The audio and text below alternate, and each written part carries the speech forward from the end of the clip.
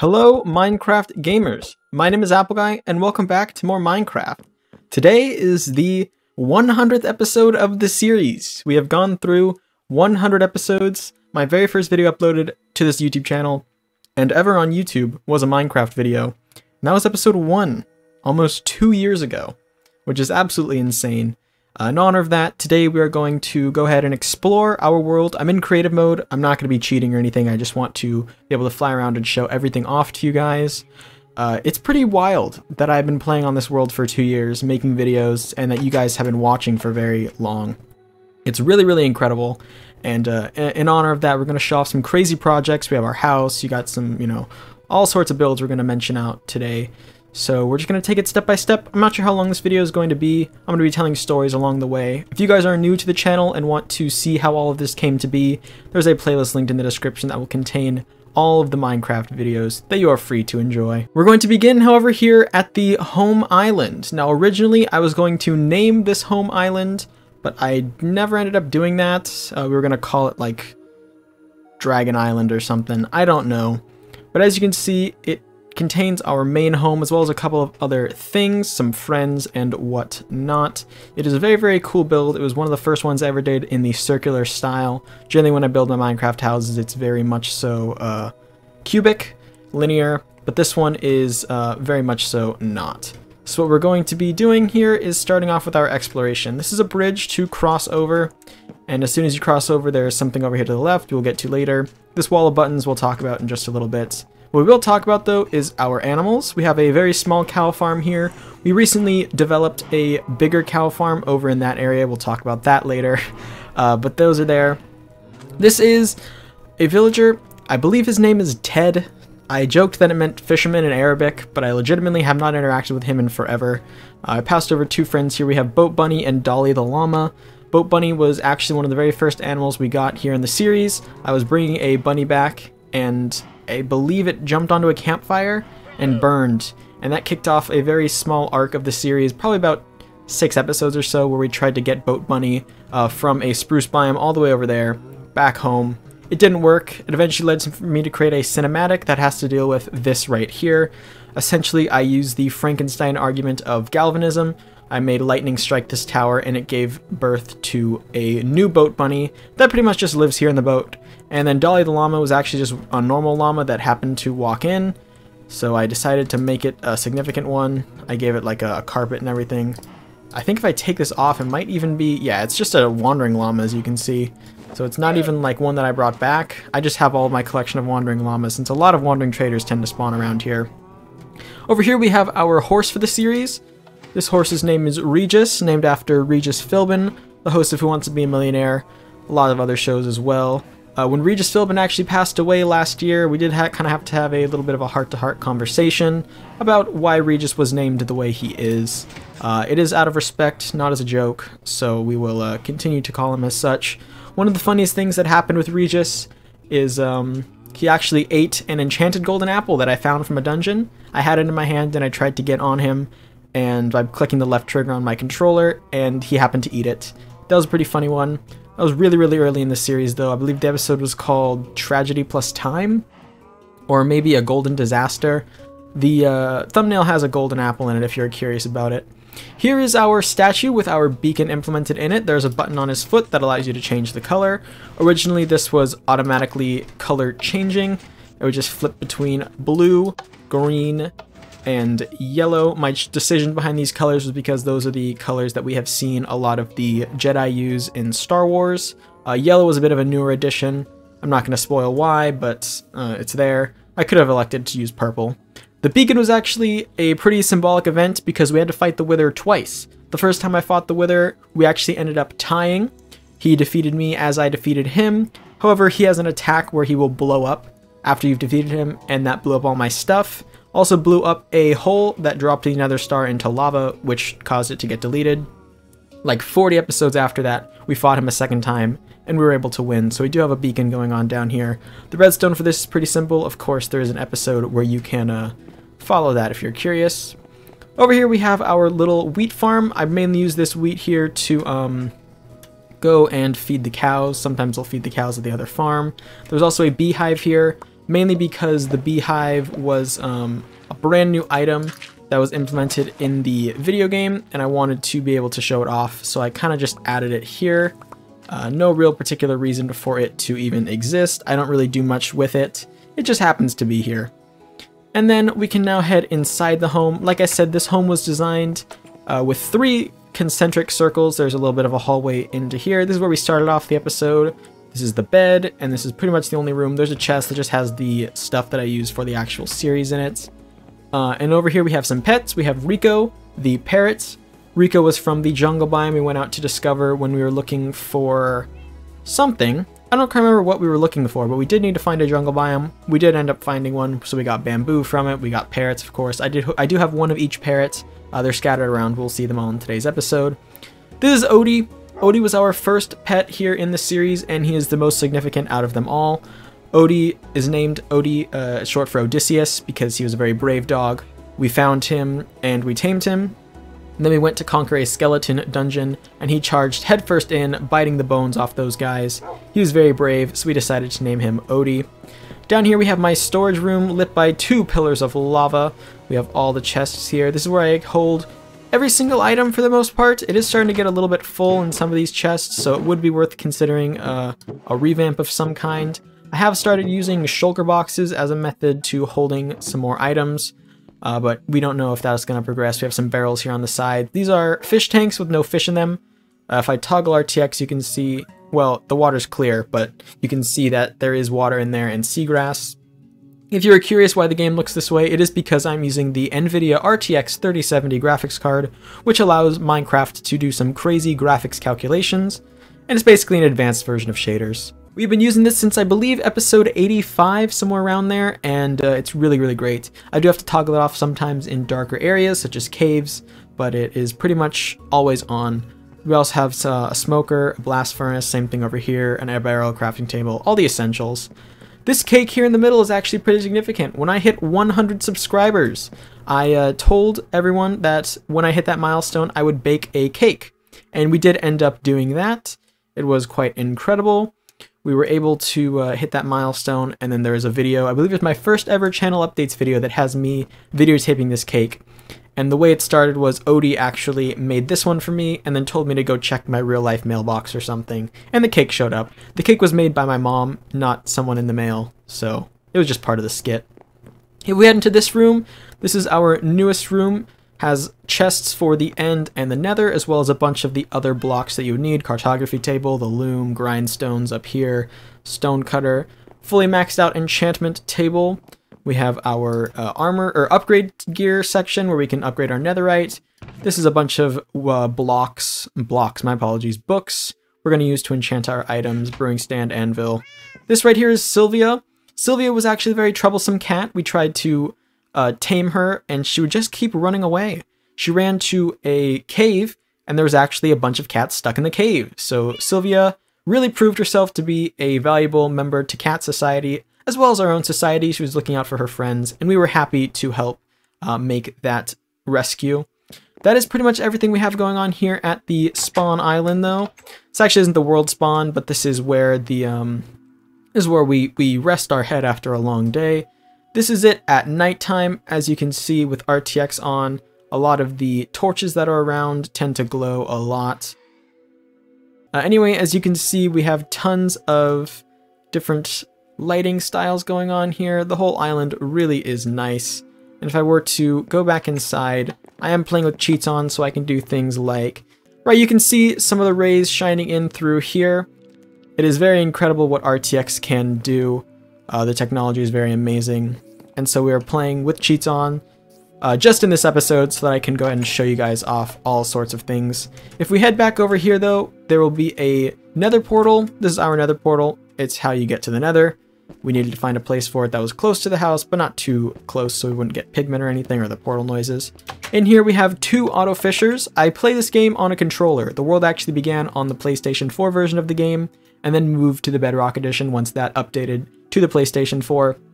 Once I purchased my PC in October of 2020, I migrated the world over here, and we have played on here ever since. This was the first auto fisher that we had used.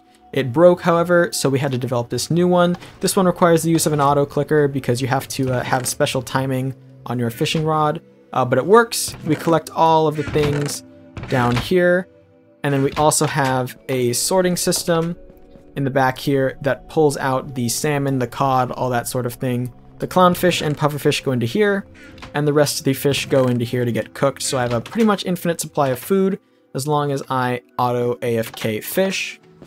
If we go down here, we will see our very first mine. It's pretty open now. This area right here goes down to bedrock. I'll show that off in just a second, but all up here we mine stone here sometimes. We got a couple of chests. This is our sugarcane and our bamboo. Well, that's actually working really well. Sugarcane and bamboo farms. They're very small, only 3 blocks of each, and how it works, of course, is it will grow up to the observer will detect it and push the pistons out. I chose to build a very small one though because it will always be going. As you can see, it does pull in some numbers. I don't tend to use this very often. I don't need any of these items too much. Pretty much the paper is for, or the sugarcane is for paper, which is for fireworks. And this right here is for making the scaffolding blocks. I don't need those super often, so I am able to just kind of grab them when I need. There's always a big enough supply, not too worrisome at all. If we head down here, you can see that this does in fact lead to the bedrock. But more importantly, if we go through this way, we can see a little bit of a mining outpost. There's some cobblestone in there, some ores. If we follow all the way through though, this is actually our battleground where we fought the Wither. On Bedrock Edition, the Wither does some pretty crazy attacks, destroys a whole ton of blocks. So we have this gigantic cave going on here. It's pretty dang insane. Huge caves. If you want to see the lava where I actually burned all my items, I think it's back right here. This was a lava pit. I since covered it up with cobblestone, but at the time it was all open. Yep, it goes down for quite a little while. All sorts of different explosions and whatnot happening here. It almost got out into the open air. I chose to fight it here in the darkness of the caves because that's where it tended to be the safest. And actually there was a whole ton. Are there not a whole ton? Maybe I overestimated. There's some items in here. I know there was a ton of tile entities when we first beat the Wither, and so I had to kind of deal with that, making sure the world didn't lag and everything. But that is pretty much all for the area around the spawn island. We're gonna make it to the Nether in a little bit later in the episode, so don't worry too much about that if you are wondering what the Nether spawn looks like. There's actually some very interesting things about the Nether. We will discuss that when the time comes, however. Where we're going to move now is actually the first build we ever did here. So after we set up roots here in the home island, we decided, hey, we need to get some villagers. We need to get some books. We need to get some enchanting going on. And so we moved over here. Actually, real quick before I mention that, I do want to say that I did see when I spawned in this world, the world spawn is over there in that forest. When we first spawned in the world, I did see this Badlands biome that I was very, very interested in. So we decided to live nearby, but not in it. There's very hard block palette here to deal with. I think this island here in the corner of the desert is great. It doesn't rain, but it's still very close to everything we could ever want. Anyway, we needed some villagers, so we decided to build this right here. If this building seems familiar to anyone, it is probably because you have seen the NBC show The Office. What we have here is commonly referred to as The Office or Dunder Mifflin. It was my first ever build in the world that wasn't my house. It is my best attempt to recreate the Dunder Mifflin Scranton building from that series, obviously dropped here in the middle of the desert.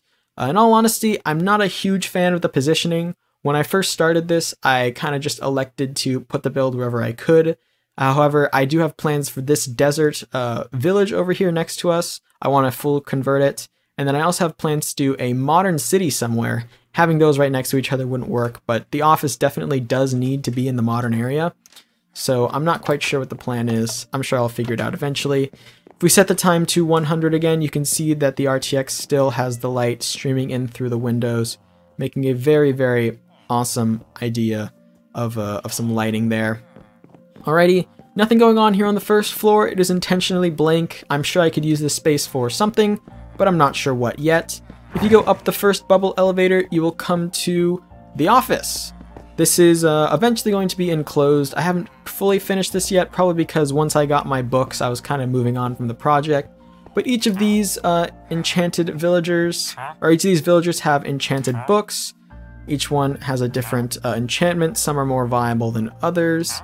I had to grind these out here. See, there's an unbreaking one. All things that you would really need. That one is not even a librarian. Neither is that one. Well, I guess he has looting 3. In here, I have another villager. This one is a farmer. This is just to sort of keep the village intact. I do sometimes put another villager in here to breed, so we can have an infinite supply. Just have some storage over here. And here I have a bunch of beetroots. You might wonder where those come from. Well, they come up that item elevator. You can't really tell because I'm inside. I'm going to go ahead and head outside to show you guys that really, really quickly. As you can see around back, there is an item elevator here that funnels items in through that water stream. A little difficult to see because of the clear glass add-on to my RTX pack. Oh my gosh, there's so many cats. Anyway, if we enter and go down the ladder, you can actually hear it working right now. That's really great timing. There go the beetroots. Wow, that was exceptional timing actually. That's a whole lot of beetroots too. Okay, well, you might wonder where those come from. Down here I have Schrute Farms. That's another thing from the TV show. There's a ton of, I guess this one's a librarian for whatever reason. Anyway, we have a ton of villagers down here. Most of them are farmers. And what they do is they infinitely farm these beets, and then they will toss them over to these people. There's also another sugarcane farm going on here, but they will toss them onto these hoppers. Well, they're going to try and give them to the villagers. However, when the second it gets picked up by the hoppers, it'll pipe them up into the chest up there.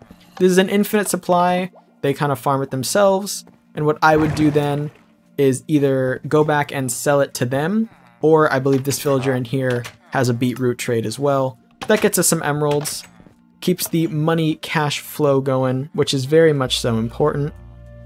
Alrighty, let's go ahead and set the time to 20,000. Perfect. I want to set it to the middle of the night so I can give one last overview of the office at nighttime. Dunder Mifflin Scranton. Wow, that's a great sunset. As you can see, it kind of shines as a beacon here in the desert. It's really the only established building around these parts.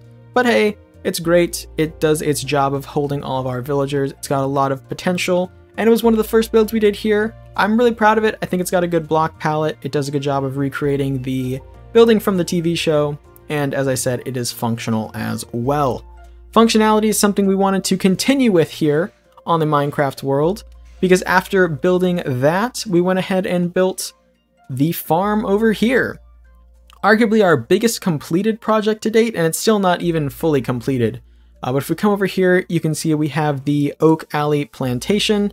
The sign is a little misplaced. My apologies. It's the Sand Alley Plantation. I messed that up in the previous video as well. Yeah, there is a real plantation called the Oak Alley Plantation. This one is called the Sand Alley because it's in the middle of a desert. As you can see, there's a couple of buildings going on here. We've got all sorts of things. It is pretty much an oasis here in the middle of the desert. All of a sudden, out of the sand and the cactus and the dead bushes, there's trees and grass. And inside that barn, there's a ton of villagers as well. The original intention for this farm is to make it entirely mob-proof, and then allow for the villagers to roam free and farm with some automated things going on. We will get to those in just a second. As you can see, this is a huge area that I mapped out here. It kind of has the natural border of the river here on this side. So there is a lot going on. However, I think it is pretty dang worth it to take some time and investigate. Don't look at that sand there. That's not supposed to exist. There is a whole contained ecosystem here, which I'm very happy about. There's a full complete story as far as what would happen if someone were to live here. You don't really have any questions about that. We're going to begin here in the barn, the biggest building we have here on the surface. It is actually one of the builds that I was least confident about when I first did it. However, I'm pretty proud of it now. It's got some good shape to it. It's got a nice roof, and it fits the block theme nicely for this area. Set the time early again. You can see the light streaming through those open windows. Really something I like about RTX. I'm going to be showing that off a lot. Anyway, earlier I mentioned we built a second cow farm. Well, here it is. It is quite great. Holds a lot more cows than the one back at home, and I can breed these pretty well. We also have sheep. These are dyed red and orange. We'll talk about that later. We have some of our villagers running around too. Right here when you enter, you might not have noticed, but there is a villager here on the right side, as well as a barrel. The barrel actually serves a reason. All these chests back here, like this one's supposed to have raw chicken, this one's supposed to have raw beef. These are all actually hooked up to an item sorter. If I drop back here, you can kind of see the redstone here behind this item sorting system. It automatically sorts all of the items like an item sorter does. And there are two ways you can add to this. You can toss something in the barrel for manual, or the intention was the villagers would throw things to that villager and we would get to see some automation there. So there goes the steak I gave to the barrel, and there goes the chicken I gave to the villager. They of course find their way over here onto the line of hoppers and get deposited when they fit the item description. So it looks like the chicken fits right here. Yes, it does. And then it will go and get sorted right away. So that is one of the first item sorters we ever built, actually, and it works really well. I'm very proud of it, and it's completely set up for automation. If I were to have villagers outside here, they could farm as they please and then toss their crops to that villager in there. I do have a system to actually automatically open and close the gates if this was a daylight sensor instead of a crafting table. As you can see, we have systems set up to close the gates at nighttime. And it actually also, if I head over here, you can see that it rings a bell as well. Where is the bell? Oh, that's another system. I think the bell is over here somewhere. Ooh, do I really want to try and track it down? You might just have to... Well, no, there's one over there.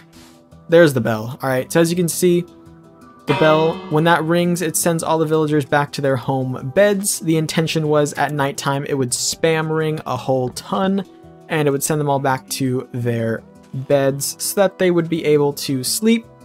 Let's go ahead and move over here to this silo. Not my best build, I don't think. I'm not really a fan of the roof the more I look at it, but we're not going to look at it. What we have going on here is some storage for the area, as well as an automatic melon and pumpkin farm. There is a minecart that is running underneath this area.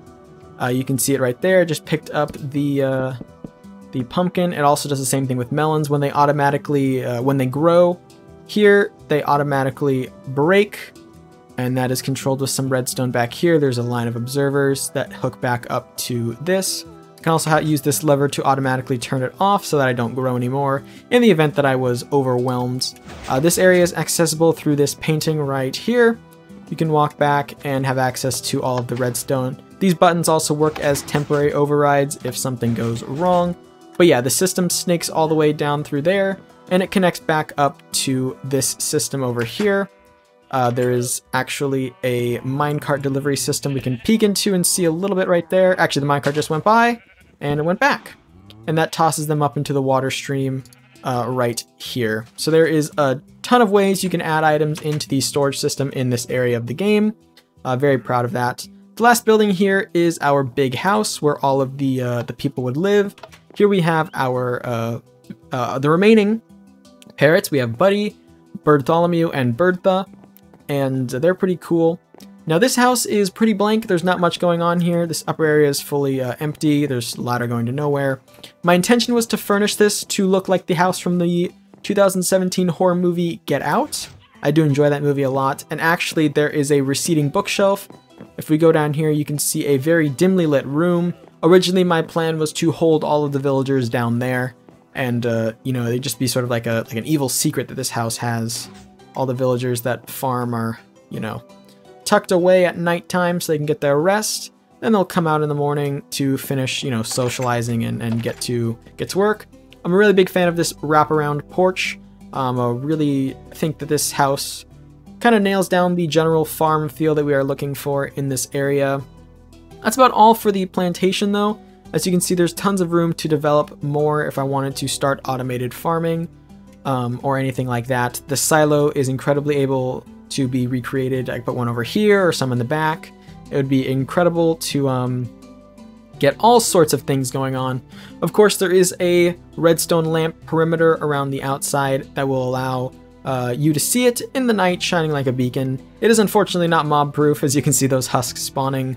However, as I said, this is not truly a completed project. It's visually complete, it's just not fully functional yet. And honestly, that's kind of what I go for in Minecraft. I like things to look complete, even if they're not, especially here for this world tour. I want things to be visually appealing, and I think this is. You know, my big inspiration here for building things like the office and the plantation, I was really into world building. I like the idea of someone thinking, oh, where should I go next? I'm gonna go to, you know, Seaport Town Man, right? Whatever. Something that has an actual name instead of just saying, oh, I'm going over here. I liked that concept. I think of things like the Lord of the Rings that have extensive maps, or even Harry Potter, or Star Wars even, locations that you recognize. When they say, we're going to Camino, you're like, ah yes, Camino. I want people to say, I'm going to the plantation. You go, ah yes, to plantation. And this is what jumps to mind. Speaking of which, we have one of those landmarks just over here. This is the aptly named Three Stooges Village. I did not build this, however I discovered it, and I think I will highlight it very briefly. This is a terribly designed village. As you can see, there's doorways that lead to nowhere. There's single houses. When we walked by this village originally, there was but 3 people living here. I decided those were the Three Stooges who don't know how to plan a village, and that's why it went catastrophically wrong. So, yeah, this is the Three Stooges village. Something else that went arguably catastrophically wrong was our third and final major project here for the series. Up here you can see, well, a very flat area here in the front with a bunch of birch trees, and a very flat area on top of a mountain, kind of floating out of nowhere. This is actually an incomplete build. This is one I was working on for several months before stopping. I have to attend school, so I have to not spend so much time on Minecraft as I'd like. That meant doing large-scale builds like this was, and still remains, temporarily unavailable for me. I do intend to come back to this build and finish it at some point.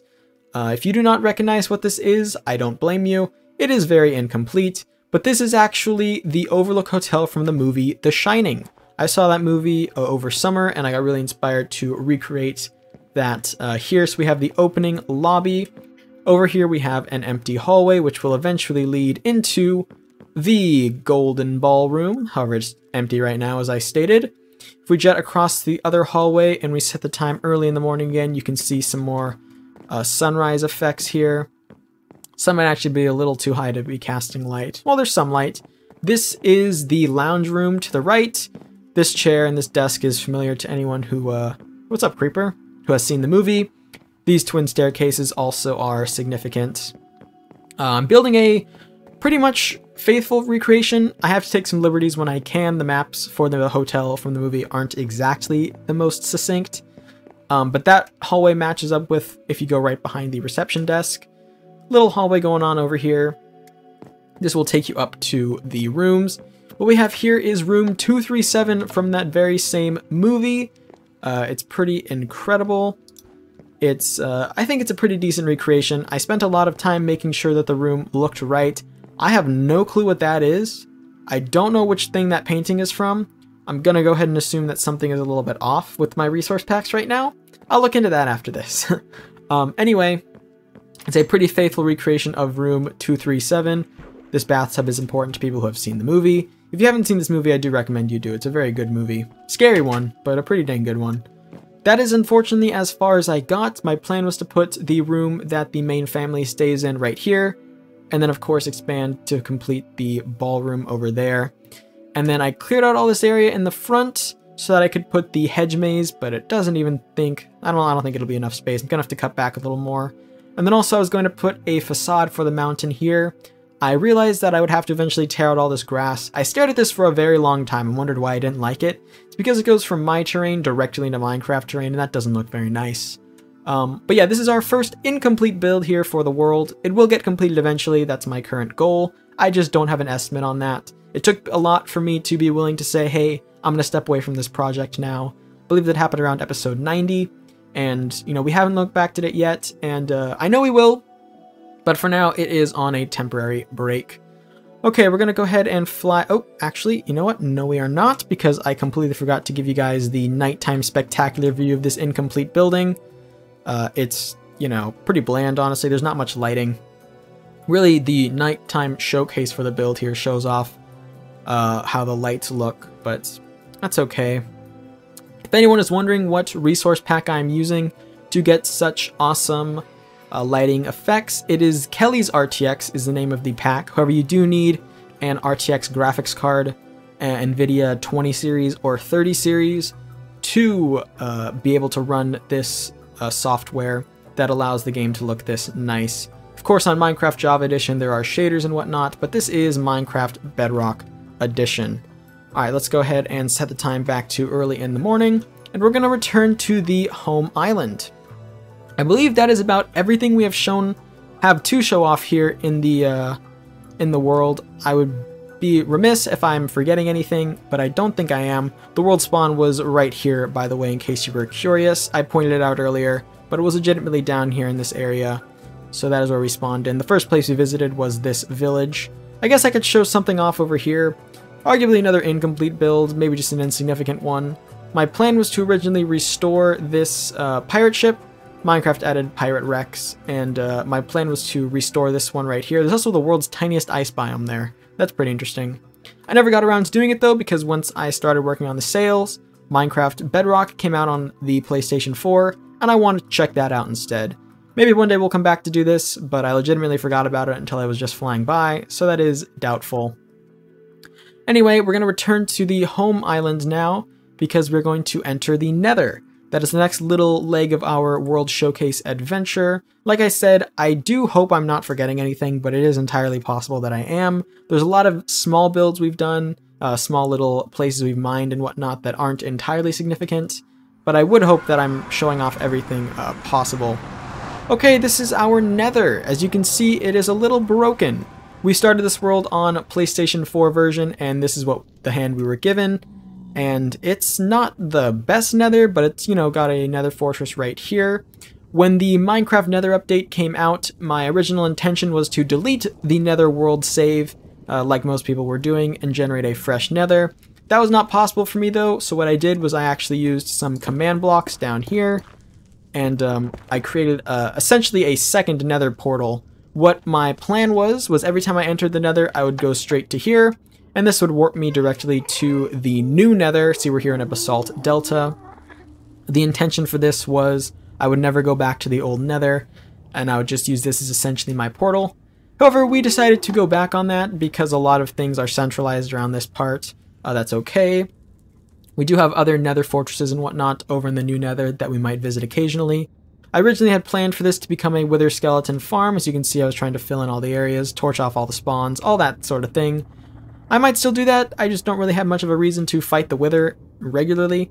But, you know, I did put a lot of work into it, so it might be worth my time checking back in on. Our Nether's kind of boring, but there is this new thing. Even if people had watched episode 99, they would not see this. I added an ice tunnel here in the Nether, and this will take us around to our end portal. Our end portal is underneath a snow village, sort of nearby the Overlook Hotel.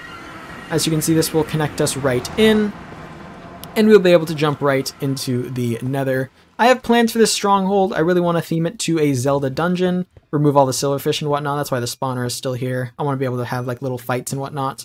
I have not completed that task yet though. We are kind of new to the end dimension. This is our end dimension. It's not incredibly interesting. There's of course an ender dragon egg, as well as all of the obsidian pillars that we need. There is one significant build over here though, and that is our Enderman farm.